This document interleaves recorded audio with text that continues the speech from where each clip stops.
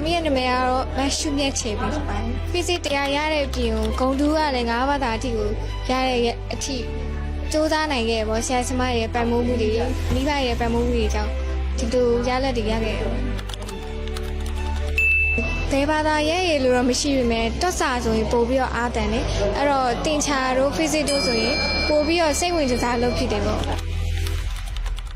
ဒီကတော့စာအုပ်တနေ့ပုံမှန်လုပ်တယ်ပြီးဆရာမတွေပြောစကားကိုနားထောင်တယ်ဆရာမတွေထားလို့ဆိုရင်လုပ်လိုက်တယ်စာလုံးဖို့တက်ကတော့ဒီဆရာမတွေကလည်း G11 G12 တဲ့မျောလင့်ထားခဲ့ပေါ့နော်ဒီရလက်တွေရဖို့အတွက်မိဘတွေကလည်းမျောလင့်ထားခဲ့တယ်အဲ့အတွက်ကိုကမိဘတွေအတွက်ကိုယ့်အတွက်ကိုအကောင်းဆုံးလုပ်မယ်ဆိုပြီးတော့အကောင်းဆုံးရလက်တွေကိုမျှော်မှန်းထားတဲ့စိတ်ကိုတွေးပြီးတော့လုံးမရမယ်ဆိုပြီးတော့လက်မလျှော့ဘဲနဲ့ဒီနောက်ဆုံးအချိန်ဒီတိတ်ချစူးစမ်းခဲ့ရပါဒီနောက်ဖြေမဲ့ကျောင်းသားကျောင်းသူတွေအတွက်ကိုယုံကြည်မှုရှိရှိနဲ့အကောင်းဆုံးလုပ်ပါပြီးလို့ရှိရင်ဘသူပဲကိုယ့်ထက်ကောင်းနေပါစေကိုတော့ယုံကြည်မှုရှိအားမရောပါနဲ့ပေါ့ကိုယုံကြည်မှုရှိပြီးတော့အကောင်းဆုံးလုပ်ပါပြီးတော့ဘလောက်ပဲမိခုံးခတ်တယ်လွယ်တယ်ကြာဘာမှစိတ်တက်မကြပဲနဲ့ကိုအကောင်းဆုံးလုပ်ပါအကောင်းဆုံးလုပ်ခဲ့တယ်ဆိုလို့ရှိရင်နောက်ရလက်တွေထွက်လာတဲ့အခါမှာဘာမှနောင်ရစရာမရှိအောင်လို့အကောင်းဆုံးဖြစ်အောင်လို့ကြိုးစားပါ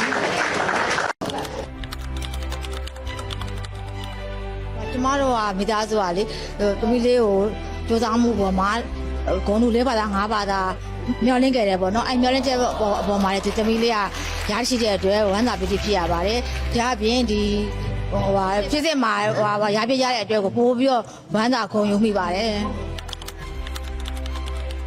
အမျိုးသားတငယ်ချင်းတပီးလေးက2014-2015မှာ OIC မှာ9ပတ်ကုန်းလုံးအောင်မြင်ခဲ့တယ်။အဲ့ကနေစပြီးတော့တီးခဲ့တယ်။သမီးလေးကြတော့7မှာစပြီးတော့မှတက်ခဲ့ပြင်တယ်။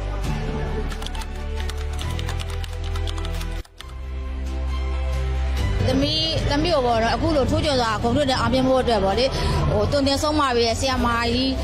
ကျောင်းဆရာမကြီးဒေါ်တန်းတို့အပါဝင်တခြားဆရာမများတင်ကြပြသပေးတော့လက်ချာဆရာကြီးဆရာမများနဲ့